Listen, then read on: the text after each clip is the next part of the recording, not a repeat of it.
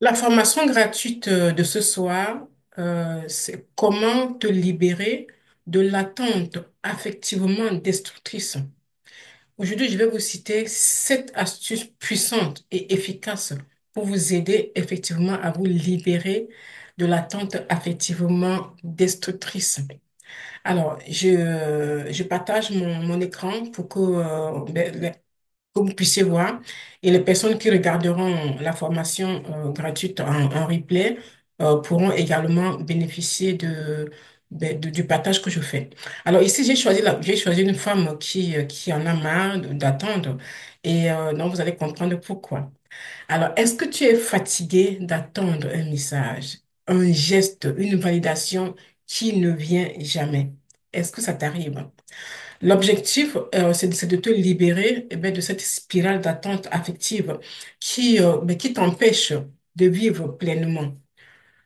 Ma promesse ce soir, c'est de te donner 7 astuces concrètes que tu peux commencer à appliquer dès aujourd'hui pour reprendre le pouvoir de tes émotions et de ta vie amoureuse. Alors, qui suis-je pour vous parler? Mon nom est Yvonne Cathy Tanguy, je suis love coach certifiée en psychologie positive. Moi, j'aide les femmes. Donc, si tu es souvent en situation de dépendance affective ou encore tu luttes avec des relations toxiques, tu, par rapport à ça, tu enchaînes les ruptures amoureuses. Eh bien, moi, je t'aide. J'aide ces femmes-là déjà à retrouver confiance en elles et à se libérer de cette dépendance émotionnelle-là. Comment est-ce qu'on fait? Eh bien, en développant l'amour de soi et la résilience émotionnelle. Donc, comment te libérer de l'attente affective destructrice? Cette astuce, l'astuce numéro 1 que j'ai choisi ici là de marquer, c'est identifier ton manque réel. Donc, j'ai choisi cette photo de cette femme qui regarde un petit peu dans le vide, qui visiblement ne sait pas ce qu'elle fait, ne sait pas où est-ce qu'elle est. Donc, voilà. Identifie ton manque réel, c'est-à-dire euh, te demander, mais pourquoi est-ce que tu attends? Pourquoi est-ce que tu attends souvent ces messages? Pourquoi tu attends la validation de quelqu'un d'autre? Donc, l'attente est souvent un symptôme d'un vide intérieur. Quand tu attends toujours après un homme, c'est un symptôme d'un vide intérieur. Donc, parfois, tu as besoin de reconnaissance, tu as besoin de sécurité, tu as besoin qu'on t'aide à comprendre quelle est ta valeur. C'est pour ça que parfois on est en attente et je le dis parce que je suis passée par là. Donc, si tel est le cas pour toi, eh bien, je t'invite à faire cet exercice-ci. Pose-toi cette question. Qu'est-ce que j'attends vraiment quand j'attends un message? Donc, quand on est dans une relation, parfois ça arrive au bout de quelques jours ou quelques semaines quand on est dans une relation, parce que toujours tout se passe bien. Au début, il n'y a pas de soucis. On a en symbiose, on a en sympathie. Bienvenue, Diane. Et donc, lorsque on commence à attendre, ça veut dire que l'intérêt de l'autre a baissé. Et si nous, on ne sait pas comment se prémunir de ça, malheureusement, on reste dans cette attente-là et finalement, on se retrouve dans une sorte de dépendance affective, dépendance émotionnelle. Donc, pose-toi la question, qu'est-ce que tu attends vraiment derrière ce message-là? Qu'est-ce que ce message-là te procure? Pourquoi est-ce que tu es dans cette attente? Je vous dis ça parce que je vais vous raconter une anecdote. Moi, j'étais effectivement dans cette attente-là. Et malheureusement, pour moi, je ne savais pas. Je dormais avec mon téléphone portable sous mon oreiller. Sous mon oreiller, tellement j'attendais le message de mon compagnon de l'époque, hein. Je vous dis ça, il y a environ 15 ans, même plus de 15 ans que ça. Donc, j'attendais son message et j'avais le sentiment que si je ne lis pas son message, je ne vais pas bien m'endormir. Donc, du coup, je dormais avec mon téléphone portable. D'ailleurs, ça a développé en moi l'allergie. J'ai vécu plus de 25 ans en France. Je n'avais jamais eu de problème d'allergie. Aujourd'hui, je l'ai et je pense que c'est dû à mon téléphone portable. Donc, si jamais vous êtes comme moi, vous dormez parfois avec votre téléphone portable sans le mettre en mode avion, je vous conseille de cesser Parce que ce que je vis aujourd'hui avec ces ondes-là, je pense que les ondes ont bien pénétré dans ma tête. Euh, il y a des moments où j'en souffre, donc vraiment, je vous déconseille si vous le faites. Donc, le but, c'est quoi? C'est le but de te poser cette question. Qu'est-ce que j'attends vraiment? Euh, Attends, j'espère que vous m'entendez, hein. OK. Qu'est-ce que j'attends vraiment? Tu vas prendre conscience que de ce que tu cherches à combler, en fait. Tu prends conscience de ce que tu cherches à combler. Donc, voilà. La deuxième astuce, parce que je vais suivre citer cette, la deuxième astuce, c'est reconnecte-toi à ton corps. Alors ici, j'ai choisi l'image des écouteurs. Parce que je me dis, si tu mets tes écouteurs et que tu n'as pas de musique dans tes oreilles, tu vas peut-être écouter le battement de ton cœur, tu vas écouter les sons, tu vas prendre conscience de ton existence. Donc c'est pour ça que je dis comme deuxième astuce pour te libérer de cette dépendance émotionnelle, affective, voilà de te reconnecter à ton corps. Euh, L'attente t'enferme dans ta tête, effectivement. L'attente, donc quand on attend toujours de quelqu'un quelque chose, malheureusement, on se sent enfermé et, et on attend que cette personne valorise notre être, notre personne, alors que cette personne ne connaît pas finalement notre personnalité, cette personne ne connaît pas qui nous sommes réellement en nous. Simplement, on lui a déposé la clé de notre existence, la clé de notre bonheur dans ses mains. Donc voilà. Donc quand tu te reconnectes à ton corps, tu peux simplement apprendre à sentir ta respiration et prendre ces respirations profondes-là. Se reconnecter à son corps, c'est aussi faire des étirements. Je ne sais pas si vous faites des étirements euh, le matin en vous levant ou le soir ou même dans la journée. C'est important de faire des étirements parce que là, on se reconnecte à son corps. Pour celles qui font du yoga ou bien du pilates, c'est très important. Moi, je fais des étirements, je fais du yoga. C'est important. J'ai fait de la danse. La danse, ça peut être de la danse dans mon salon, hein, pas besoin d'aller plus loin.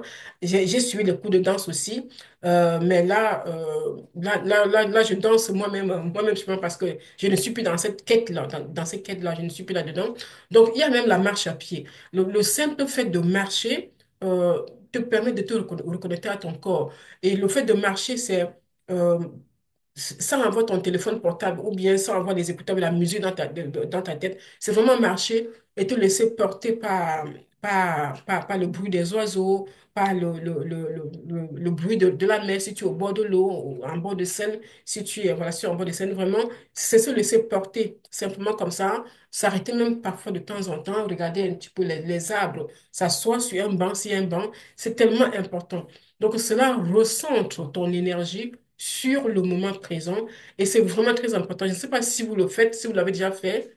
Si vous ne faites jamais ou bien si vous n'avez jamais pris le temps de faire ça, prenez des notes ou bien vous allez peut-être revoir la formation gratuite plus tard et essayez tout simplement de mettre ça en pratique. Le but ici, c'est quoi? C'est sortir du mental pour revenir à l'instant présent. Quelquefois, quand on parle de l'instant présent, ça paraît tellement simple comme ça, mais c'est tellement important, vivre dans l'instant présent. C'est-à-dire là, je suis là, ici et maintenant, je suis avec vous, je fais ma formation, je me regarde parce que je me vois dans ma caméra. Donc voilà, je suis vraiment là. Mes idées ne fusent pas, mes idées ne se promènent pas, qu'est-ce qu'il y a plus tard ou quoi que ce soit. Je suis ici, ici vraiment avec vous. Donc, la troisième astuce que j'ai envie de vous donner, c'est développer l'autosuffisance émotionnelle. Et là, j'ai choisi un bonhomme qui sourit. Et comment le faire? C'est vraiment mettre en place des rituels de bien-être. Rien que pour toi, rien que pour toi, l'écriture, par exemple, pour ceux qui écrivent déjà, l'écriture fait tellement de bien. Ça peut être l'écriture, pas forcément d'un livre, hein, simplement l'écriture, par exemple, sur tes réseaux sociaux ou même dans ton journal intime, sur ton agenda. Tu peux tout simplement écrire vraiment, euh, écrire ça peut ne pas être dans un but de publier ou quoi que ce soit. Ça peut être même simplement pour toi. L'écriture, la méditation, les moments de cocooning. Donc, simplement le soir, prendre ton plaid, si tu as un plaid, et vraiment, vraiment t'envelopper avec ton plaid. euh, allumer une bougie ou alors allumer une lumière feutrée, une lumière dans la bajoue et vraiment avoir une ambiance cocooning, ça fait toujours du bien.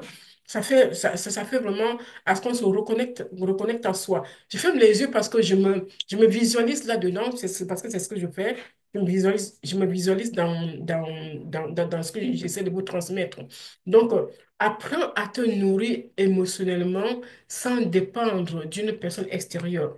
Euh, il y a des personnes qui ont encore ce problème. Même moi, je l'avais il y a quelques années, hein. J'avais du mal à ne pas dépendre de quelqu'un. Ça peut être une amie, ça peut être un membre de ma famille, ça peut être un compagnon, un collègue de travail. Voilà, j'étais souvent comme ça, je dépendais émotionnellement de l'un ou de l'autre, hein, d'une personne en tout cas. Mais là, j'ai appris à me nourrir émotionnellement et en mettant en place tous ces petits rituels-là que j'ai cités, que ce soit dans l'astuce 1, l'astuce 2 ou l'astuce 3, vous allez y arriver. Le but, c'est vraiment de se sentir complètement seul, de se sentir bien, de se sentir bien même si on est seul. C'est important de se sentir bien même si on est seul. Et pour y arriver, voilà, il y a ça, le rituel que j'ai évoqué à mettre en place. Alors, ici, l'astuce numéro 4, j'ai marqué stop d'être focus sur l'autre. C'est vraiment important. Et là, j'ai choisi une image d'une femme qui est carrément en train de rigoler. Elle nage, elle avait sa bouée et elle ne s'est pas dit non, je suis adulte, j'ai une bouée, c'est pas normal. Non, elle se connaît, elle sait qu'elle ne peut pas nager comme ça, comme moi, je ne sais pas nager, hein. D'ailleurs, d'ailleurs, j'ai essayé plusieurs fois, je n'ai pas réussi. Et pour la petite histoire, l'eau de la piscine, on n'est pas amis. On n'est pas amis. Et depuis que je l'ai su, d'ailleurs, je ne savais pas, à chaque fois que j'amenais mes enfants à la piscine ou bien que j'allais à la piscine, les jours qui suivaient, j'avais des problèmes, des problèmes, bon, on est entre nous, des problèmes en bas là, voilà. J'avais toujours des problèmes, des petites démangeaisons, je ne comprenais pas pourquoi. Donc, j'allais souvent chez mon gynécologue et un jour, elle m'a posé une question, elle m'a demandé, est-ce que vous allez souvent à la piscine? Parce que même elle, elle trouvait que c'était pas si normal. C'était pas normal parce que j'avais toujours des antibiotiques sur antibiotiques. Elle m'a posé la question, est-ce que vous allez souvent à la piscine? Je lui ai répondu oui. Elle m'a dit, ah ouais, voilà le problème. Vous êtes allergique au chlore. Donc, tous les produits avec lesquels on nettoie l'eau, ou je sais pas si on purifie l'eau de la piscine, c'est pas bon pour vous. Alors, donc, là, à partir de ce moment-là, j'avais cessé d'aller à la piscine. Donc, quand j'allais avec les enfants, je n'allais plus dans l'eau, en fait, avec tout le monde. Donc, s'il y a parmi nous une ici qui a ce souci-là, vous voyez, peut-être avec votre gynécologue, peut-être que vous avez le même problème que moi. Donc, voilà. Donc, stop d'être focus sur l'autre, sois focus sur toi. Plus tu te concentres sur l'autre, plus tu t'éloignes de toi, effectivement. Et ça, c'est quelque chose que j'ai vraiment expérimenté.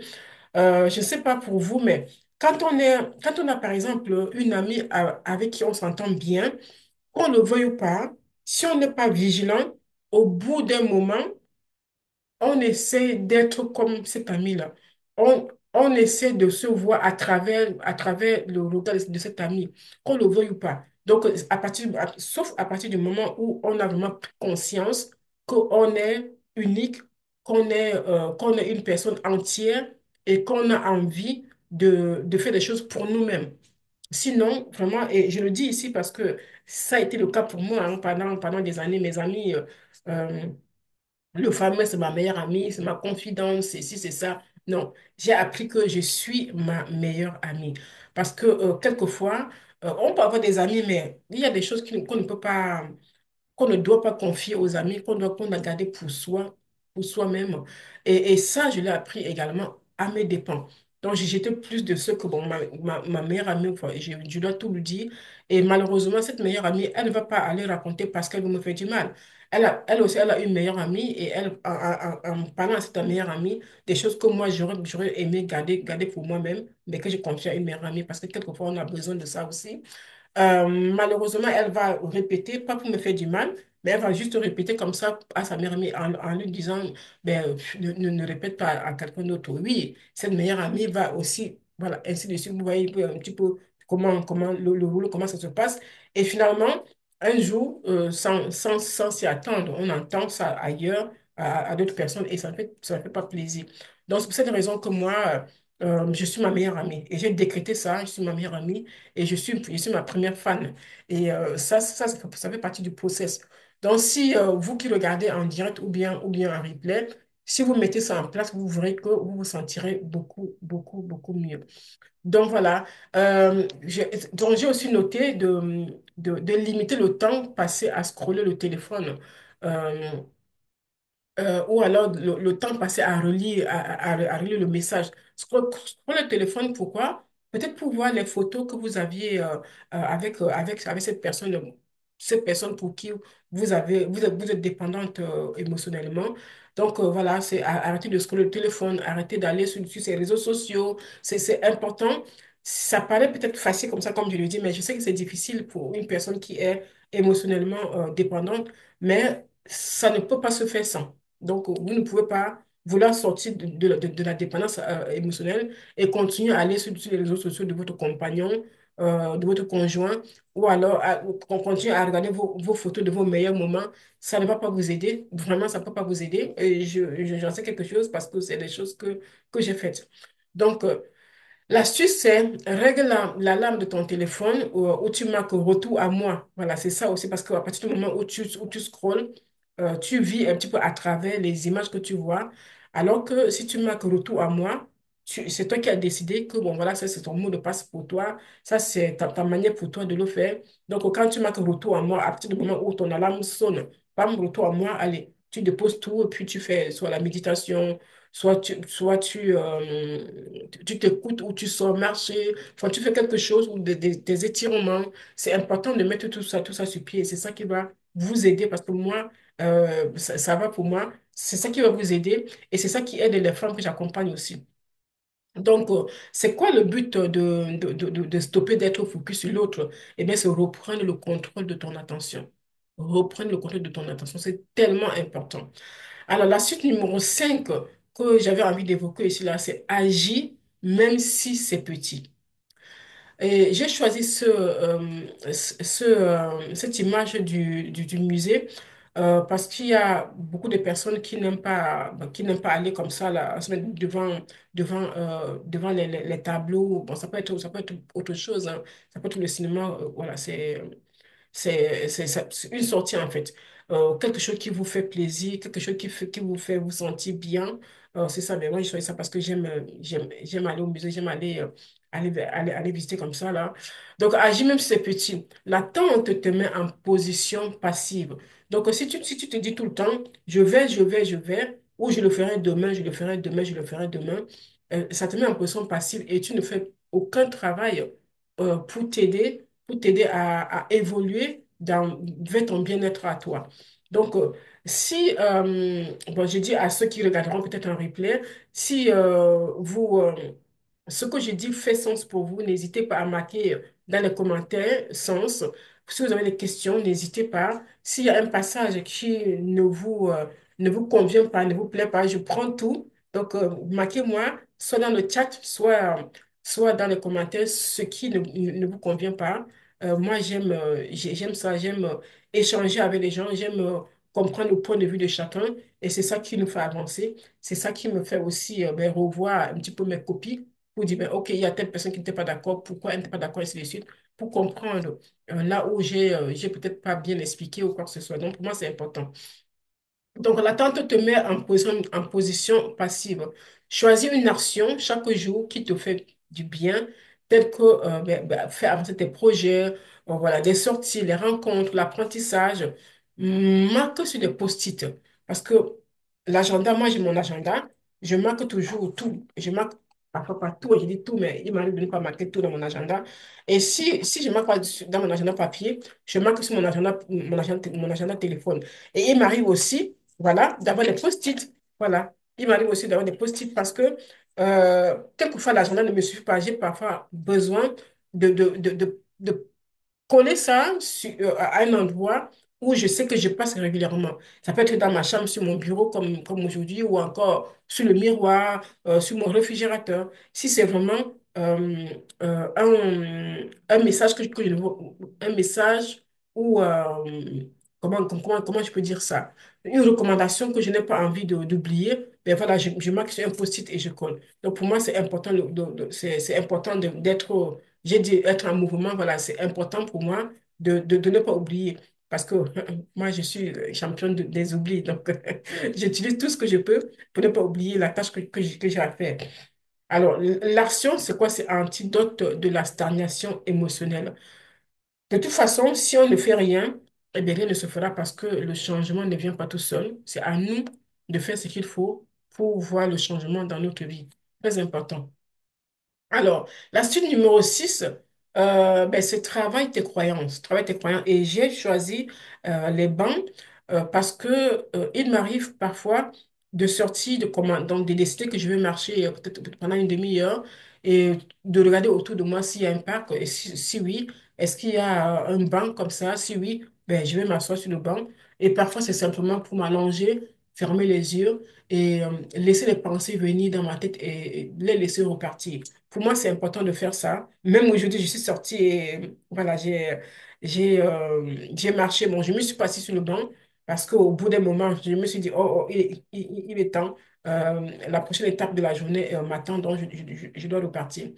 Donc voilà, je dis toujours que derrière l'attente se cache souvent une croyance comme je ne mérite pas mieux, il va finir par changer. Alors, je ne mérite pas mieux. Ça, c'est une de mes croyances. J'ai tellement cultivé cette croyance-là, je ne mérite pas mieux, alors que dans la relation, j'étais dans une relation où je ne me sentais pas totalement à l'aise, où je voyais bien que la personne ne m'accordait plus d'attention, mais je faisais tout ce que je pouvais soit pour qu'il voilà, pour qu'il continue à s'intéresser à moi. Et donc, moi, je me disais, ben, je ne mérite pas mieux. Donc, voilà, si je le quitte ou bien s'il me quitte, je ne trouverai pas mieux. Donc, voilà. Et la croyance, vraiment, le pire, c'est il va finir par changer. Non. C'est à nous de changer. C'est pas à lui. Parce que lui, il a sa façon d'agir, sa façon de faire. Il va pas changer. Il va pas changer pour nous parce que il est comme ça. Donc, c'est à nous de changer. Si ça ne nous convient pas, c'est à nous de faire absolument tout ce qu'il faut pour changer. Pour changer nous, pour qu'il voie et qu'il change, qu'il voit qu'on a changé. On n'accepte plus sa manière d'agir avec nous et peut-être lui changer. Mais moi, j'ai passé tellement d'années à me dire, je vais le faire changer, je veux faire en sorte qu'il change. Je rencontre quelqu'un qui est fumeur, moi je ne fume pas et je suis allergique à la cigarette. Et comme cette personne en parle, on est bien. Et moi, je me dis, ben, je ferai en sorte qu'il cesse de fumer.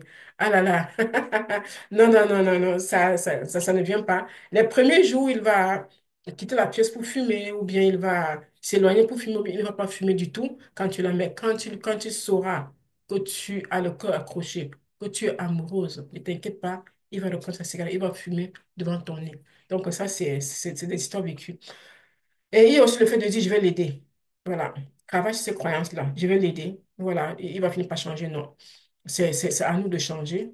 Justement, si on continue comme ça, avec ces croyances-là, eh bien, on ne sera jamais indépendante émotionnellement. C'est pas possible.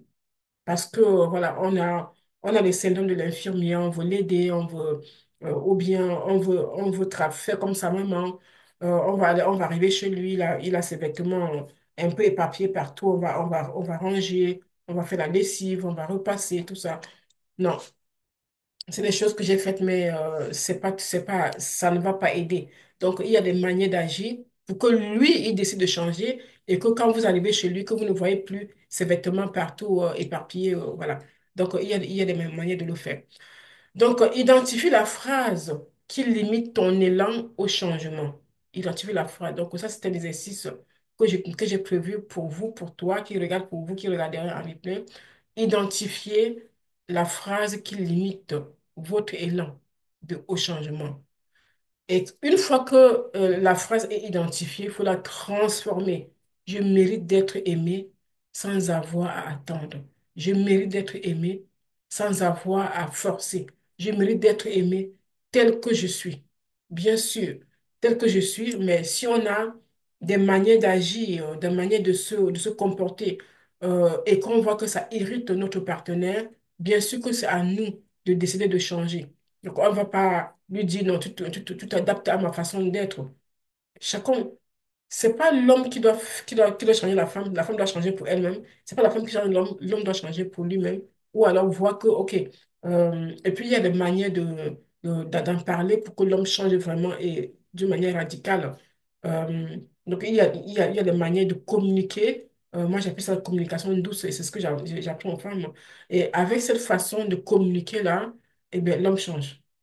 L'homme change, il décide de changer. C'est pas moi qui le change, non. C'est il décide de changer. Moi, j'insiste là-dessus parce que c'est très important. J'accompagne tellement de femmes qui pensent que c'est elle qui va le faire changer. Non. C'est lui qui décide, mais tu fais ta part vers toi, pas vers lui. Alors, déprogrammer les schémas toxiques. Ben voilà, je prends ici le cas de Mireille. Mireille était une jeune femme elle avait 37 ans et sa crainte était de ne pas rencontrer l'amour et aussi de ne pas avoir d'enfant. Voilà, c'était sa crainte. Et du coup, elle était dans une relation où elle était dépendante affective et c'était une relation toxique pour elle. Elle ne savait pas. Donc, quand la relation s'est terminée, brusquement, elle était perdue et elle a vu mes vidéos sur les réseaux sociaux. Elle m'a vu aussi en live, elle est venue. Et du coup, Mireille a voulu que je l'aide. Quand j'ai écouté son histoire, j'ai compris tout de suite ce qui se jouait. Ce qui se jouait. Parce que, voilà, elle était tellement amoureuse que tout ce qu'elle faisait, c'était pour que la relation fonctionne. Mais elle ne voyait pas que son compagnon, c'est pas dans la même direction qu'il partait.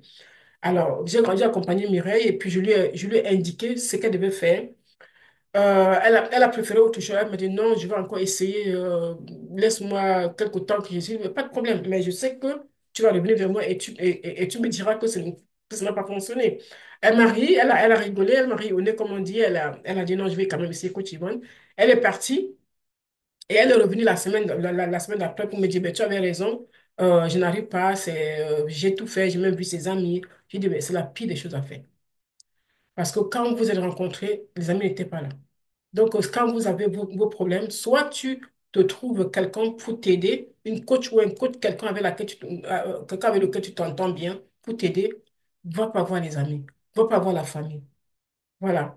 Donc, c'est à toi de changer ta manière d'être, ta manière de faire. Quand on dit d'être, ça veut dire que tu ne modifies pas ta façon. Donc, tu, tu agis de telle sorte que ton compagnon comprenne et qu'il change. C'est à lui de changer. Donc, c'est vraiment là le secret. C'est pas, je vais le changer. Donc, pour revenir sur le cas de Mireille, voilà, elle avait compris et on a continué le travail. Aujourd'hui, Mireille est en couple et elle a eu un enfant. Elle a eu une petite fille. Quand elle me l'a annoncé, ben, j'étais très heureuse pour elle. Et Mireille, dans sa relation avec le coaching qu'elle a eu avec moi, l'accompagnement qu'elle a eu avec moi, elle me dit, au début, cet homme lui répétait, parce que c'est même un homme qui venait de se séparer de son ex-conjointe.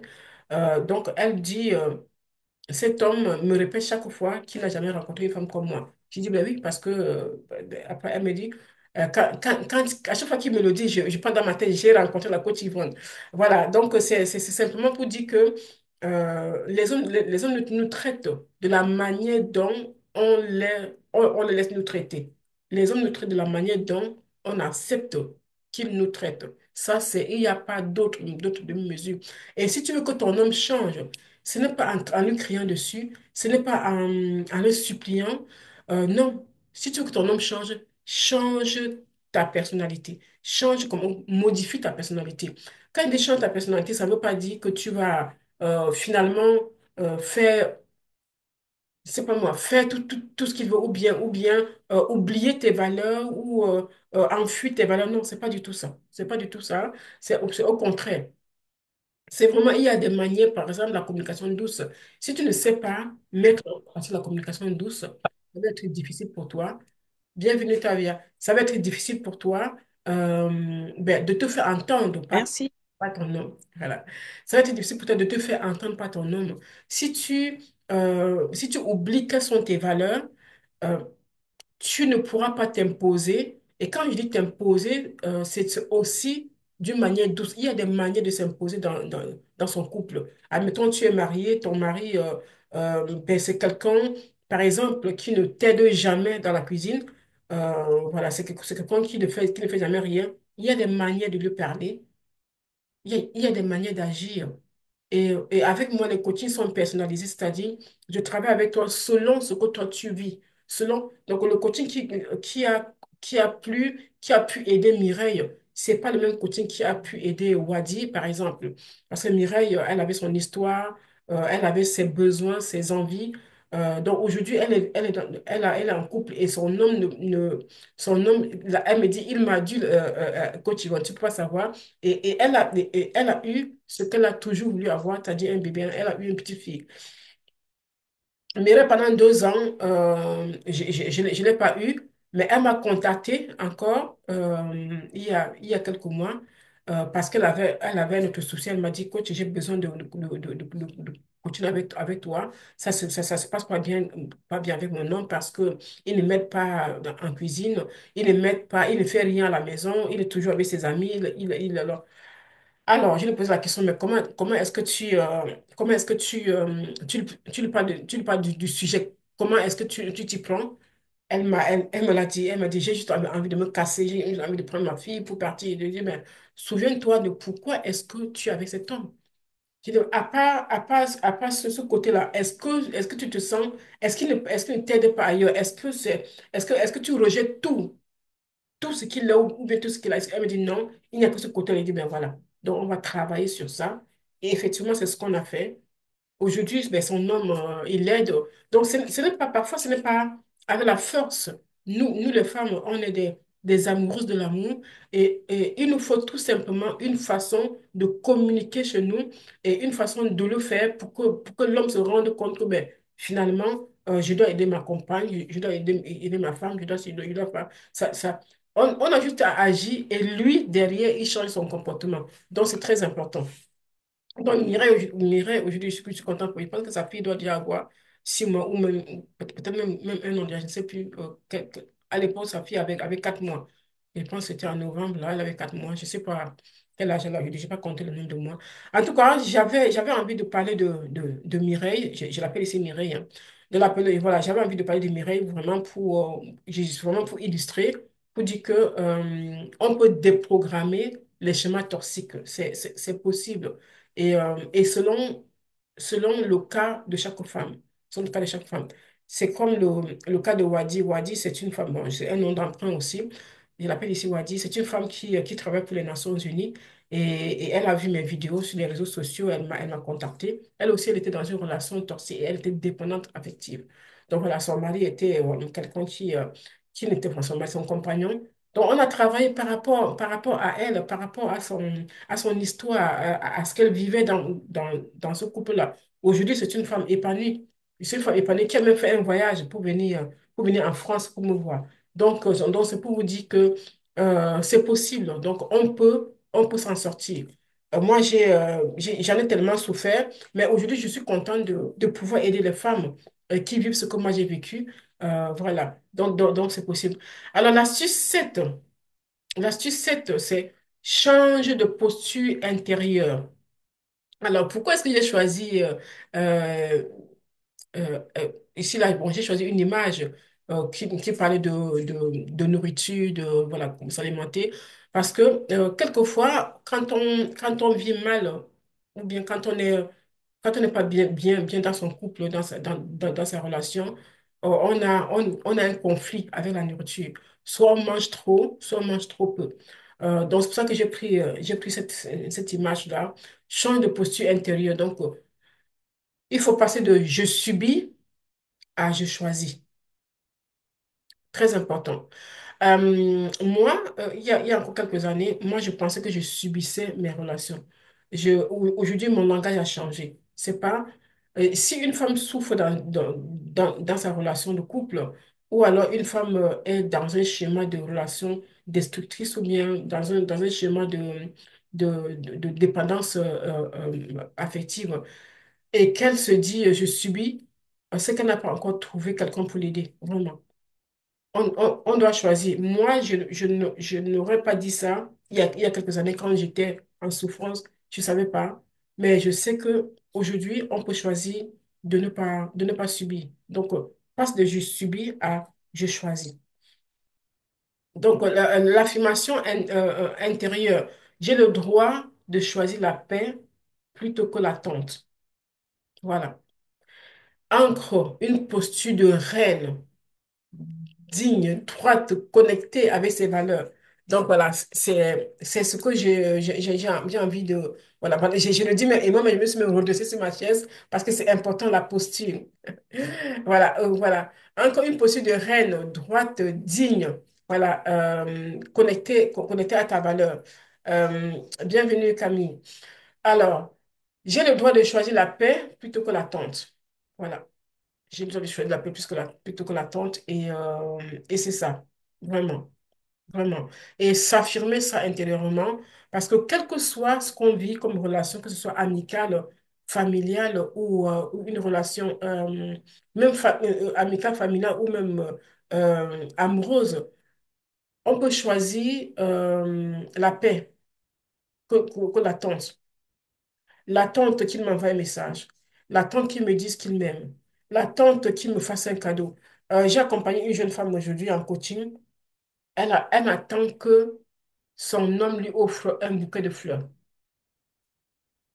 Je me suis dit, mais exactement comme moi il y a quelques années. Je me suis dit, mais est-ce que tu sais elle est indépendante financièrement? Je lui dis, est-ce que tu sais que tu peux t'offrir un bouquet de fleurs? Donc, va chez le fleuriste, achète-toi un beau bouquet de fleurs et viens poser chez toi, sur ta table. Tu verras le bien que tu vas ressentir. Parce qu'elle peut s'offrir un bouquet de fleurs, mais elle ne sait pas qu'elle peut l'acheter elle-même. Parce qu'elle attend que l'homme qu'elle aime lui offre ce bouquet de fleurs. Je lui dis non. Je lui dis non, tu peux. En tout cas, je te le conseille si tu veux te sentir bien. Et je pense qu'elle va faire cet exercice-là. Et la semaine prochaine, quand on aura le coaching, je lui poserai la question. Donc, offrez-vous ce que vous attendez qu'on vous offre, les filles. C'est vraiment important. N'attendez pas. J'ai tellement attendu qu'on me dise qu'on m'aime. J'ai tellement attendu qu'ils me disent qu'ils m'aiment. J'ai tellement attendu qu'ils m'offrent des fleurs. J'ai tellement attendu.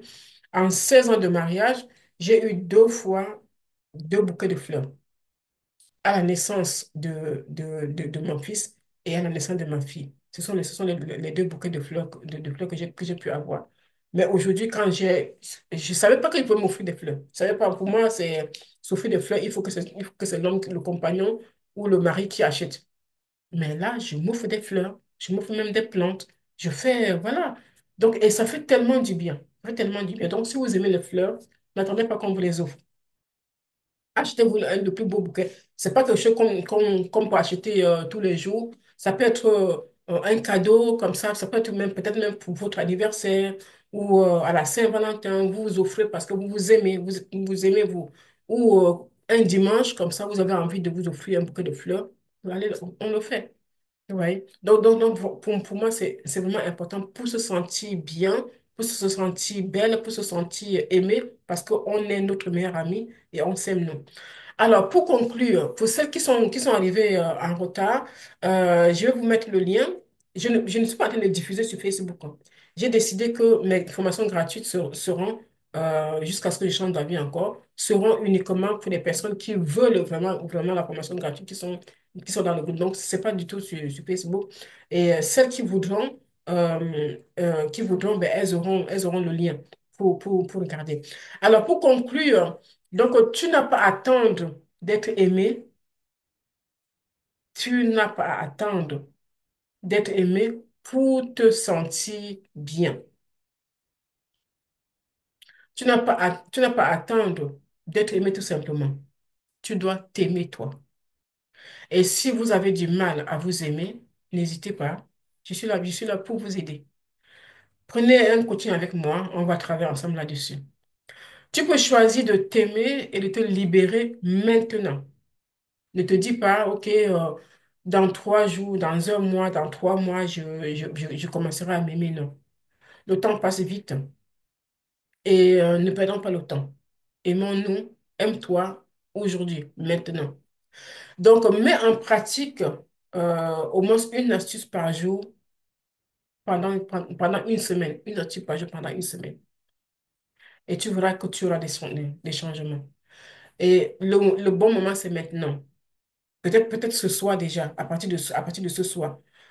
Celles qui n'ont pas vu, merci pour le cœur, Diane. Celles qui n'ont pas vu la formation, vous pourrez regarder en replay. J'ai donné beaucoup d'astuces.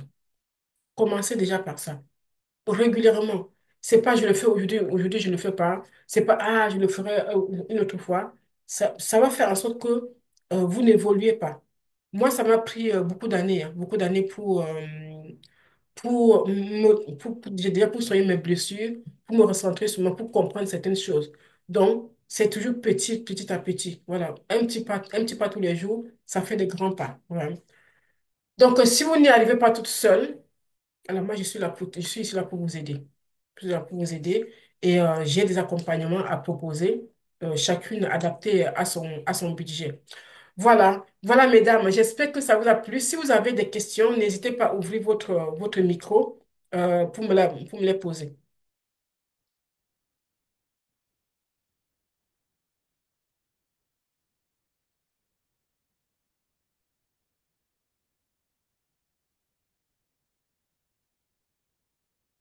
Alors, vous n'avez pas de questions, d'accord. Et bon, la formation ça va s'arrêter ici. Et je vous souhaite une bonne soirée et merci d'avoir été là. Voilà, ça me fait plaisir. Donc, je vais laisser ça en replay. Si vous avez besoin du replay, ah, merci, Tavia. Merci beaucoup. Merci. Bonne soirée à toi. Donc, qu'est-ce que je voulais dire là? Donc, n'hésitez pas si vous voulez les replays, si vous préférez avoir le replay, eh bien, je mettrai le lien dans le groupe pour celles qui veulent regarder, pour que vous puissiez vous imprégner de ça. Voilà. Je vous souhaite de passer une bonne soirée. Je vous le dis, c'est la deuxième fois que je vous le dis, mais en tout cas, merci d'avoir été là. Soyez bénis et je vous dis à très bientôt pour une autre formation.